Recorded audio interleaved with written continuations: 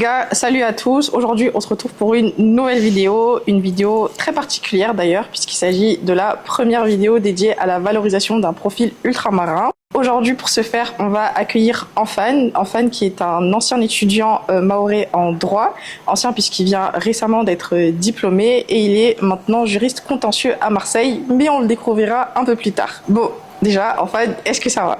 Oui, ça va. Tu te sens bien?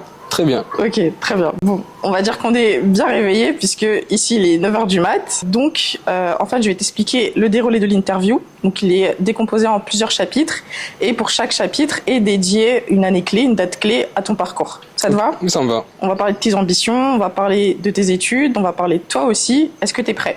Je suis prêt. Ok, alors là, on va faire un grand rebond en arrière puisqu'on va commencer par l'an 1999. Donc là, il s'agit de ton année de naissance. Toi, tu viens de Mayotte. Enfin, comment est-ce que tu décrirais ton enfance? Alors effectivement, oui, je suis né en 1999. J'ai une enfance normale, je dirais, entre les parents, les jeux, l'école. Pas grand-chose à dire à ce niveau-là. Donc, tu n'avais pas de passion particulière, le football par exemple? Le football, effectivement, dès le plus jeune âge. Mon père, il m'a un peu habitué à regarder du foot, à m'emmener à regarder des matchs de foot. Donc ça a été le sport dès le petit jeune âge et que je pratique encore jusqu'à aujourd'hui. Et tu le pratiquais en club? Beaucoup en club jusqu'à très récemment, où j'ai arrêté par rapport à mes études et mon temps libre surtout. Donc lorsque tu as débuté tes études, tu faisais encore du foot quand même? Ok, donc très passionné quoi? Oui, très passionné. Ok, tu viens d'une grande fratrie, d'une petite fratrie? Non, je viens d'une très petite fratrie. J'ai une petite sœur. Du coup, j'ai longtemps été avec ma mère et ma petite sœur. Après, on est très proche avec ma tante, donc on a vécu ensemble avec mes cousins. Donc c'était la grande fratrie quand on mélange les cousins. Mais sinon, en tant que personne, ma petite sœur. Lorsque tu étais jeune, lorsque tu étais enfant, est-ce que tu étais plutôt un enfant réservé, un enfant timide, énergétique? Plutôt réservé. Plutôt réservé. Plutôt réservé. Donc là, si on prend la période du collège jusqu'à la seconde, quel genre d'élève tu dirais que tu étais? Un élève très studieux, dans le sens où je savais que j'avais des acquis. Donc je me contentais souvent de mes acquis, mais je travaillais un petit peu quand même. Je ne dirais pas que j'étais quelqu'un de très... j'étais pas un gros bosseur pour autant, mais j'avais des acquis qui me permettaient d'avoir des bonnes moyennes et d'avoir de notes correctes, pardon. Donc disons que tu as vécu le collège jusqu'à la seconde, au jour le jour, sans trop de pression. C'est ça. Ça se passait relativement bien, quoi. Exactement. Donc là vient, lorsque tu arrives en seconde, donc au lycée, la seconde se termine. Et ce qui s'impose là actuellement, à cette époque-là, c'était les choix de filières. Et parmi toutes les filières qui existaient à ce moment-là, donc les filières technologiques, professionnelles ou générales, toi, tu as choisi la filière économique et sociale et tu as pris pour spécialité en terminale sciences politiques. Pourquoi tu as fait ce choix-là? Déjà en seconde, quand il fallait choisir quelle filière je voulais faire entre STMG, L ou S ou ES, j'hésitais beaucoup. Au départ, j'avais une petite appréhension par rapport à la filière générale. Donc au départ, je voulais m'orienter vers une STMG, mais j'ai eu des profs qui n'ont pas voulu, qui ont dit que j'avais des capacités à aller en S ou en ES. Donc ils ont refusé mon premier choix initial, qui était plus un choix de peur. Je me disais que la filière générale, le SOS, c'était un peu trop haut pour moi. J'avais un manque de confiance par rapport à ça. Et c'est mes profs qui m'ont parlé, ils m'ont dit c'est soit tu choisis la S, soit tu choisis la ES. Et au final, j'ai choisi ES parce que j'avais une petite peur des maths aussi, du coup. Donc je suis allé en ES. Et en terminale, pour la spécialité, j'avais le choix entre sciences politiques ou mathématiques. Et comme c'est compris, j'avais toujours eu une petite peur aux maths. Donc je choisis sciences politiques parce que c'est ce qui était là actuellement. Donc on était au tout début en 1999 et là on arrive en 2016 puisque là tu rentres en terminale. Comment est-ce que tu décrirais ta terminale? Est-ce que tu avais des doutes par rapport à l'obtention du baccalauréat? Est-ce que tu étais plutôt confiant? Comment tu l'as vécu? Alors ma année scolaire de terminale, je pensais pas du tout à la suite, à l'après supérieur. Je me reposais souvent sur mes acquis, ça a joué contre moi. Ma terminale, c'est l'année où j'étais le moins studieux. Je me disais que le bac, j'allais l'avoir, peu importe que je bosse plus ou pas. Je me suis contenté du fait que j'avais des acquis. Donc, si aujourd'hui je devais refaire ma terminale, je la ferais différemment. Je trouve que j'ai pas assez bossé pour ça. Donc, j'ai eu le bac, oui, certes, mais pas avec une moyenne satisfaisante pour moi. Donc, je suis à l'école, je me contente d'avoir des notes correctes pour avoir mes moyennes générales et réussir mon bac. Mais c'est aujourd'hui, avec du recul, je me dis que j'ai pas assez travaillé durant mon année terminale. J'ai fait du foot et de l'athlétisme depuis ma 5e à la terminale, donc ça a toujours été un quotidien pour moi d'avoir du sport à côté. Mais ma terminale, je pense que ça a été juste pas assez mature. Mais je savais qu'il y avait le bac, qu'il y avait cette notion d'après-bac. Mais c'était avec du recul, je me dis que je voyais ça comme quelque chose de lambda. Donc je savais que j'aurais mon bac. Donc je pense que je me contentais sûrement de cet argument-là, me disant que peu importe ce que je ferais, je réussirais mon bac. Donc je ne donnais pas tant que ça de moi-même.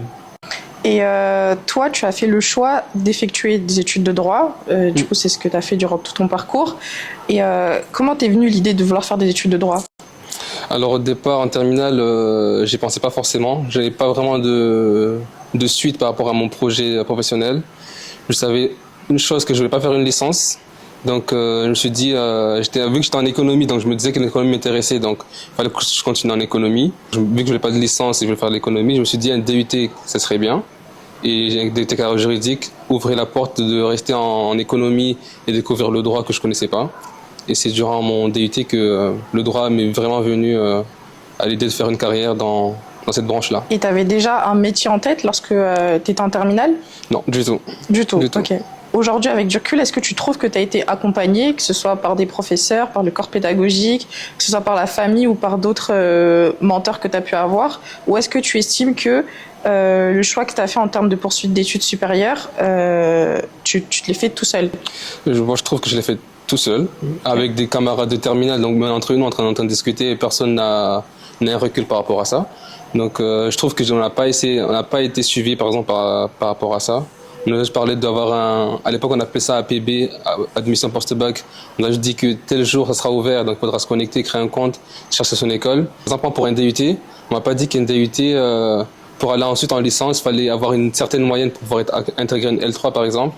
Moi dans ma tête, c'est j'en ai un DUT 2 ans, puis je vais en L3 directement. Alors qu'en fait, dans la réalité, c'était pas vraiment ça. Il fallait avoir des moyennes correctes pour pouvoir postuler à une L3. S'il n'y avait pas une filière, enfin une passerelle directe, même pour les logements bourses, etc. C'est parce que j'ai eu un entourage qui avait déjà eu le bac antérieurement, qui m'ont aidé à faire mes recherches, etc. Mais niveau école, on n'a pas du tout été suivi sur ce niveau-là. Ok, donc tu savais que tu voulais faire du droit, mais tu savais pas spécifiquement quel métier, quelle voie en termes de spécialité, quoi. Mais Exactement. tu savais que tu voulais faire du droit. Oui. Donc là maintenant, on était en 2016 et on passe en 2017 puisque tu fais ton entrée finalement après l'obtention de ton baccalauréat en DUT carrière juridique et là cette fois-ci à Grenoble. Donc tu nous as dit pourquoi tu as choisi un DUT carrière juridique, mais est-ce que c'était le choix que tu voulais dès le départ ou est-ce que c'est APB à ce moment-là qui a choisi pour toi? Est-ce que tu avais mis d'autres DUT dans d'autres villes? Alors moi j'avais mis d'autres DUT dans d'autres villes et à l'époque avec APB il fallait les classer par voie de préférence. Donc j'avais mis Grenoble en deuxième voie. Au départ je voulais aller à Lyon. Et sauf que APB c'était en deux phases complémentaires. En deux phases. La première phase, Lyon j'étais en attente et Grenoble j'étais accepté. Il faut savoir que quand tu es accepté dans une école, tous les vœux que tu avais mis en dessous c'était automatiquement éliminé. Donc ça veut dire qu'il me restait que 2 vœux. Grenoble qui m'avait accepté ou Lyon où j'étais en attente. Et Lyon c'était plus un choix par rapport à mes amis. Donc on avait tous dit qu'on voulait aller à Lyon, donc on a tous mis Lyon en premier vœu. Mais quand Lyon ils m'ont mis en attente et que Grenoble m'a accepté, j'ai une petite réflexion personnelle en me disant que finalement peut-être c'est une bonne chose que je puisse être dans une ville où je suis tout seul pour pouvoir être concentré dans mes études et au pire des cas si jamais d'aller à Lyon j'irai en vacances un week-end comme ça. Pourquoi Grenoble? Parce que tu aurais pu aller à Paris, tu aurais pu aller à Toulouse, dans d'autres villes. Parce que vu qu'on voulait aller à Lyon en premier vœu, on a mis des villes autour de Lyon en se disant que si on n'est pas pris à Lyon, mais on sera pas loin de Lyon. Ok, pas bête. J'aurais pas pensé, mais pas bête. Donc tu voulais quand même être proche de tes amis. Exactement. Mais pas si proche Pas tant si que ça. proche que ça. Ouais. Ok. Qu'est-ce qui t'a attiré dans le DUT carrière juridique? Le fait qu'un DUT carrière juridique, c'est encore très encadré. C'est un peu lycée, université, c'est un juste milieu où on a des profs quand même qui nous demandent de bosser, de donner des devoirs, etc. Et la notion que j'avais de la licence, c'était un peu la jungle, dans le sens où tu allais en licence, tu n'avais pas des profs très proches de vous. Donc j'avais peur de je n'avais pas encore l'autonomie pour me dire que je suis prêt à affronter une licence. Alors j'aimerais qu'on fasse un peu un focus sur le DUT en question. Quelles sont les matières dispensées en DUT? Comment se passent les semestres? Est-ce que c'est des examens à la fin de l'année? Est-ce que c'est par semestre? Est-ce qu'il y a un contrôle continu? Raconte-nous. Alors déjà pour mon DUT carrière juridique, c'est divisé en deux blocs on va dire. On a un bloc économie et un bloc juridique. Et c'est en semestre. on n'a pas de contrôle continu, on a des petits devoirs, etc. durant l'année, mais c'est souvent en partiel de fin de semestre. Il faut savoir qu'en DUT, il n'y a pas de rattrapage, donc il faut valider l'année correctement. Et on avait aussi une chose qui m'a beaucoup plu, en même temps pas plu, c'est qu'on avait droit qu'à 8 absences justifiées ou non, ce qui te disait que le matin, quand tu te réveilles, t'as pas à te dire oui je vais à un cours ou pas. Il n'y a pas la flemme de te dire que ouais je dois aller en cours Dans ou pas. n'importe quel cours. N'importe quel Il cours. n'y avait pas de cours magistraux comme en licence, par Si, on exemple. a des cours magistraux. Et les cours magistraux, ils étaient... Il y a des profs qui faisaient l'appel en cours magistraux. Vu qu'on n'était pas beaucoup, on était 180, Okay. alors qu'en licence, généralement, c'est beaucoup plus. Donc il y avait des profs qui prenaient le temps de faire l'appel ou de faire circuler une feuille, par exemple. Donc ce qui fait que même en cours magistraux, je te disais qu'il faut que tu sois présent. Ça, j'ai aimé parce que du coup, ça m'a forcé à aller en cours, à pas avoir une flemme, me dire que oui, c'est pas grave, donc je dois rester à la maison, etc. Comment elles se sont déroulées ces 2 années pour toi? Parce que c'était la première fois que tu rentrais dans les études supérieures, même si t'es pas rentré à l'université, mais t'es quand même un autre monde, quoi. Donc comment pour toi ça s'est passé le premier semestre, par exemple? Le premier semestre, pour moi, il était très difficile parce que venant de Mayotte, j'avais déjà un rythme de travail bon ou pas, ça c'est pas à moi d'en juger, mais j'estime que j'avais pas un bon rythme dans le sens où je me contentais souvent de mes acquis, comme je l'ai dit. Donc j'ai voulu ramener mon petit rythme de lycéen en DUT. Le premier semestre, il a été catastrophique. J'ai eu la pire moyenne de toute ma vie, niveau confondu, que ce soit si on prend le collège. J'ai cru que tu disais que tu as eu la pire moyenne de toute la promotion, quoi. Non, pas du tout, mais juste que par rapport à ce que j'avais auparavant au collège, au lycée, j'ai une moyenne que j'ai jamais eue. Donc ça a été un choc pour moi. Et du coup, à ce moment-là, ça m'a permis de me rendre compte que finalement, j'étais plus au lycée et que mes acquis ne suffisaient plus et que je devais me mettre à travailler. Et dans ce cas, au second semestre, étant donné qu'on n'a pas de rattrapage, j'ai dû beaucoup plus bosser, trouver un bon rythme, pouvoir rattraper le retard que j'avais eu. La première année, elle se passe bien. En tout cas, tu as pu rattraper les pots cassés. Et là, tu rentres en deuxième année de DUT. Et là, ça se passe relativement bien. C'était beaucoup mieux parce que du coup, j'avais acquis un rythme qui était assez bien. J'ai eu des camarades de classe auxquels je me suis rapproché, on était proches, on pouvait travailler ensemble. Ils m'ont appris un rythme de travail que j'avais pas. Par exemple, la curiosité, le fait d'être curieux, surtout en droit.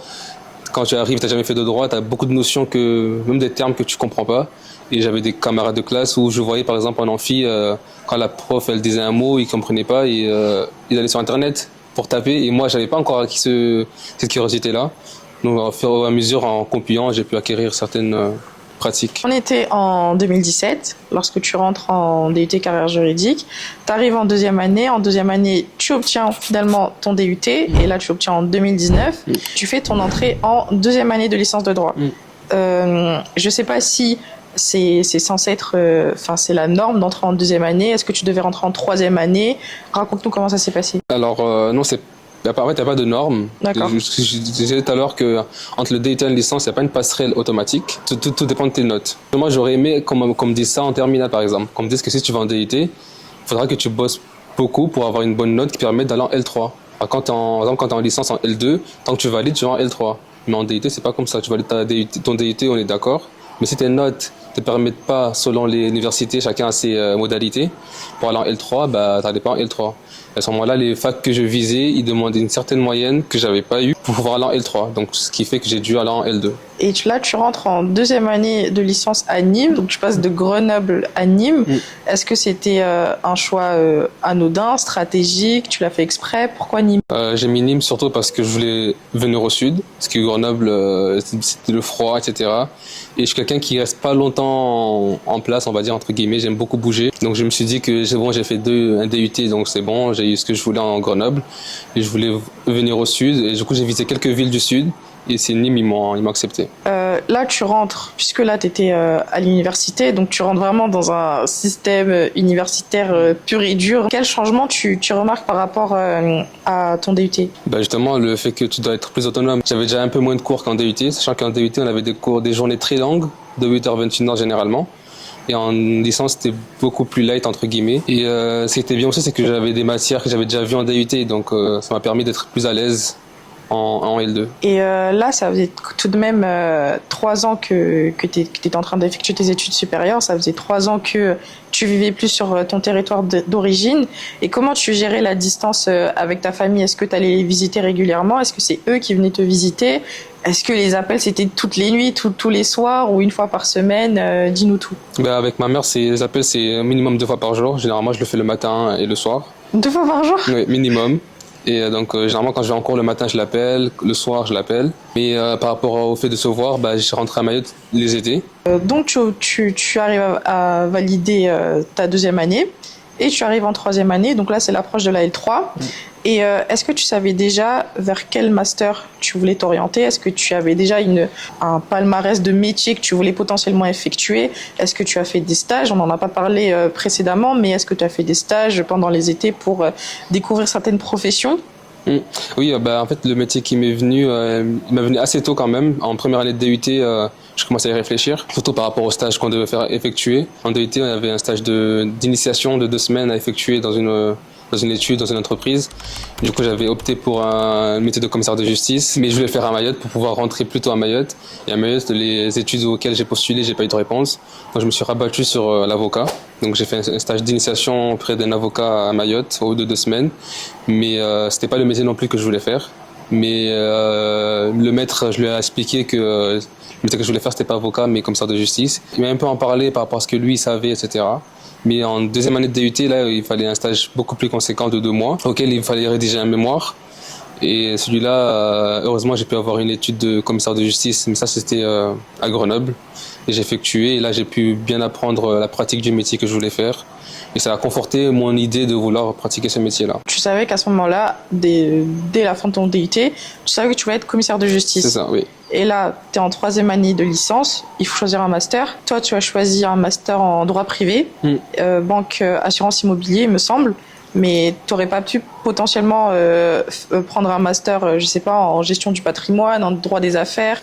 Le master 1, j'ai pris master droit privé général. C'était encore très large, où je voyais beaucoup de matières transversales qui me permettaient de pouvoir faire avocat si j'ai envie, notaire ou n'importe quelle branche. Et c'est en 2e année de master où je me suis vraiment spécialisé. Et il faut savoir que le métier de commissaire de justice ne demande pas forcément un master droit précis, mais effectivement, il existe des masters précis qui te permettent d'acquérir des matières qui te permettront d'être plus à l'aise plus tard. Mais pour l'examen de commissaire de justice, ils acceptent tout master confondu tant que c'est un master 2 en droit. Mais toi, tu as pris celui-là parce que c'était les matières qui te plaisaient ou pour quelle raison? Bah, au départ, j'ai pris ça parce que c'est là que j'ai été accepté. Parce qu'il faut savoir que quand j'ai eu ma licence en 2021, j'ai pas eu de master cette année-là.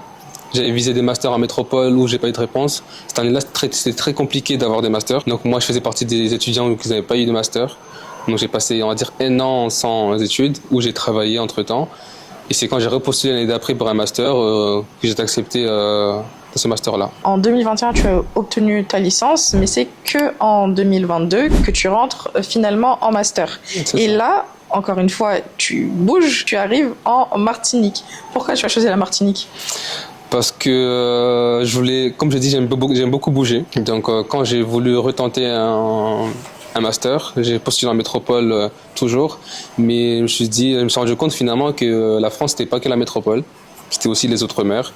Dans ce cas-là, j'ai postulé en La Réunion, en Martinique. J'avais ce besoin-là de quitter la France, de voir autre chose. Et du coup, Martinique, Guadeloupe, j'ai postulé là-bas aussi, et Martinique m'a accepté. J'ai eu d'autres fois qui m'ont accepté aussi en métropole.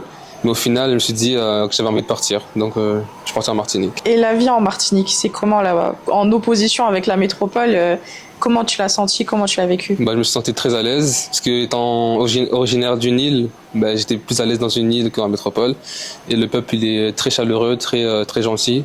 Il y avait une ambiance très agréable pour les études. Enfin, les différences primaires que tu remarques par rapport à la métropole, c'est quoi? C'est l'accueil, c'est l'investissement des professeurs ou je dirais justement surtout le stress. Le stress que les profs ils te mettent. Là-bas, ils sont beaucoup plus, je trouve qu'ils sont beaucoup plus proches des étudiants. Tu as des questions, tu peux aller les voir. Même l'ambiance générale de tes camarades de promo, sont beaucoup plus accueillants. Et j'ai beaucoup aimé ça, le fait qu'on puisse travailler ensemble. Il n'y a pas cette notion de lutte contre l'autre, etc. Donc j'imagine que tu le conseillerais forcément à un étudiant de pouvoir à l'outre-mer pour ses études supérieures. Oui, moi je le conseillerais. Après, forcément, il y a des points négatifs, par exemple, par rapport à la distance. Il faut savoir que du coup, il y a le décalage horaire, mais il y avait 7 heures de décalage horaire avec Mayotte, par exemple. Du coup, ma mère, elle avait 7 heures de décalage, donc quand je devais l'appeler, fallait que je calcule à quelle heure il était à Mayotte, par exemple. Quand ma mère, elle se réveillait, moi j'allais dormir. C'était généralement vers 21 heures chez moi à Martinique, donc elle m'appelait quand je serais pas allé au travail, donc elle m'appelait quand moi j'allais dormir. Et inversement, quand je me réveillais, il était 13 heures environ à Mayotte, donc je l'appelais à ce moment-là, et vice versa. Et cet aspect-là qui fait que aussi la solitude, faut pas avoir peur de la solitude. Personnellement, c'était une bonne expérience de pouvoir être en Martinique. Et comment elles se sont déroulées tes 2 années en master? Très très bien. Ça a été mes meilleures années en tant que En tant qu'étudiant? en tant qu'étudiant, que ce soit dans mes notes, ou dans mon épanouissement personnel ou professionnel. J'avais déjà acquis beaucoup d'expérience en termes de comment travailler, comment réviser. Et du coup, ça s'est très très bien passé. Mais par rapport au métier que tu veux pourvoir, quelles compétences clés tu penses que tu retiens du master qui vont être amélioratifs à ta profession? Le master 1 en droit privé général m'a permis de réellement voir la matière qu'il me faut maîtriser pour mon métier. Ça s'appelle la procédure civile d'exécution et je l'ai beaucoup pratiqué en cours et du coup ça m'a permis de vraiment approfondir mes connaissances pour me préparer au métier que je voulais faire. Durant ton parcours, là, du coup, ce qu'on remarque, c'est que tu t'es pas réorienté, t'as pas redoublé. Bon, la réorientation, elle s'explique par le fait que tu t'y plaisais dans tes études. Mais qu'est-ce qui justifierait aujourd'hui, avec du recul, que t'as pas redoublé? Parce que la majeure partie des étudiants maintenant, que ce soit métropolitains ou ultramarins, font face à un échec lors de leur première année, pour exemple. Et toi, comment tu justifierais le fait que ça a glissé, disons? Je pense que déjà le fait que j'ai eu le métier que je voulais faire très tôt, en termes de parcours, savoir quel master je devais faire, le travail. Comme je disais, souvent, je me suis souvent reposé sur mes acquis, mais l'université m'a permis de savoir comment apprendre à travailler, ce qu'il fallait faire et quoi laisser, quoi prendre, etc. J'ai acquis beaucoup de choses qui m'ont permis de pouvoir toujours être à l'aise, entre guillemets, dans mes études. Donc du coup, tu obtiens ton master en 2024 et il me semble d'ailleurs que tu as été major de promotion. Oui. Donc je te félicite déjà. Merci. Et du coup, en 2024, là, le master s'est terminé et tu rentres dans la vie professionnelle. Donc là, tu passes un autre step, t'es passé d'élève à étudiant et là, maintenant, tu passes d'étudiant à professionnel, du coup. Et là, tu arrives à avoir un poste en tant que clerc de commissaire de justice. Qu'est-ce qui te passionne le plus dans ton métier aujourd'hui? Bon, c'est pas le métier auquel tu veux pourvoir réellement, mais c'est déjà un début. Et est-ce que tu t'y plais et qu'est-ce qui te plaît? En soi, si c'est le métier que je pourvois réellement, mais c'est pas encore le poste que je souhaite. Étant donné que je vais être commissaire de justice, pour l'instant, je travaille dans une étude de commissaire de justice en tant que clerc. Et ça me permet justement de découvrir la pratique, étant donné que j'ai pas eu beaucoup d'expérience professionnelle. J'ai eu quelques stages, j'ai eu 2 stages. Mais là, je suis on va dire, dans le concret. Donc, je vois vraiment le métier et je sais à quoi m'attendre plus tard dans ce métier-là. Disons que rentrer dans la vie professionnelle, c'est un grand step. Moi, par exemple, c'est une étape que j'appréhende beaucoup. Mais toi, comment tu l'as vécu, cette transition d'étudiant à professionnel? Étant donné que j'ai eu le stage de 3 mois, ça m'a permis d'avoir de pas le faire de manière brusque. Donc j'étais en stage, donc j'étais traité comme un stagiaire.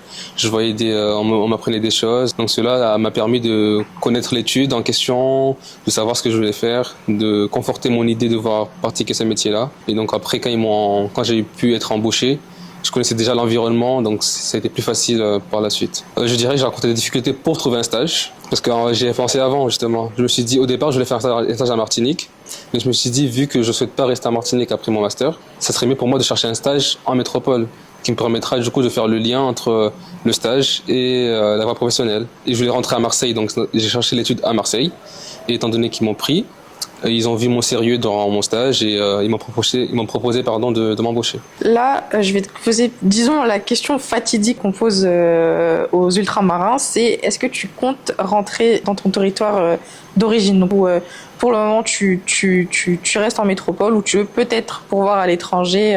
Alors oui, moi, je souhaite rentrer en métropole. Pour l'instant, je n'ai pas encore de date précise, étant donné que je n'ai pas encore fini ma formation professionnelle. Enfin, tu souhaites rentrer à Mayotte? Mais je souhaite rentrer à Mayotte, mais juste que je n'ai pas encore l'année où je me dis qu'il faut que je sois à Mayotte. Mais j'aimerais, oui, exercer chez moi. Étant donné que mon métier aussi, il n'y a pas beaucoup de professionnels dans ce domaine-là, ça me conforte à l'idée de vouloir rentrer. À l'étranger, c'est beaucoup plus difficile, on va dire, par rapport à mon métier que je fais. Ça me demandera de faire d'autres formations pour pouvoir connaître la loi du pays en question. Donc non, pas vraiment. Avec du recul, tu dirais que c'est quoi les clés de ton succès? Alors moi je dirais le travail et l'entourage aussi. Ma mère, on est très proches, donc j'en parle souvent quand j'ai des difficultés par exemple. Et du coup elle a été beaucoup présente dans les moments difficiles. Bon, après c'est une mère donc c'est normal. Mais je dirais surtout le travail et savoir ce qu'on veut faire. Et je pense que quand tu sais ce que tu veux faire, ça te permet de savoir quel chemin tu dois entreprendre pour arriver à ce but-là. Et vu que j'ai su très tôt ce que je voulais faire comme métier, ça m'a permis de savoir quelle étape je devais franchir pour arriver à ce niveau, à ce métier-là. Est-ce que tu aurais, là ce sera la dernière question du coup, mais est-ce que tu aurais des conseils à donner à des étudiants ultramarins, des étudiants mahorais qui te regardent et qui peut-être s'accrochent à ta réussite actuelle pour voir à leurs propres rêves, à leurs propres ambitions? Moi, je pense qu'il faut, il n'y a pas de réussite sans travail, surtout. Je pense que quand on a un métier qu'on veut faire, faut se donner les moyens, quitte à délaisser certains divertissements. Et aussi pouvoir, si possible, avoir quelqu'un avec qui travailler. Je pense qu'il faut aussi savoir travailler être en binôme ou en trinôme. Et moi, j'ai toujours eu ça. En DUT, j'avais un binôme. En licence, j'avais un binôme. En Martinique, c'est pareil. J'ai toujours quelqu'un avec qui pouvoir travailler ou se dire oui là il faut réviser, demain t'es prêt, etc. Avoir quelqu'un avec qui tout le temps constamment échanger par rapport aux études. Je pense que voilà, il faut travailler et ne pas il y aura toujours des difficultés mais il faut pas s'attarder sur ces difficultés-là. Par exemple moi les mauvaises notes ça m'a jamais affecté. J'ai des mauvaises notes en DUT par exemple, mais je me disais c'était pas ça le but. Le but c'est à la fin c'est d'être admis à la réussite. Donc faut pas non plus se faire du mal par exemple par rapport aux mauvaises notes parce que ça arrivera toujours. Il y aura toujours donc faut plutôt se baser sur le côté positif, les bonnes notes, le fait que tu valides ton année. Donc je me suis beaucoup accroché à ça et je pense que c'était une bonne façon d'avancer petit à petit. Bon, je pense qu'on a fait le tour. Donc déjà, merci enfin d'avoir dégagé du temps pour nous. Merci. Et j'espère que l'interview t'a plu. Beaucoup. Et j'espère que l'interview vous a tous plu également. Likez la vidéo, partagez la vidéo, commentez également. Et on se retrouve pour une nouvelle vidéo ou pour un nouveau profil ultramarin.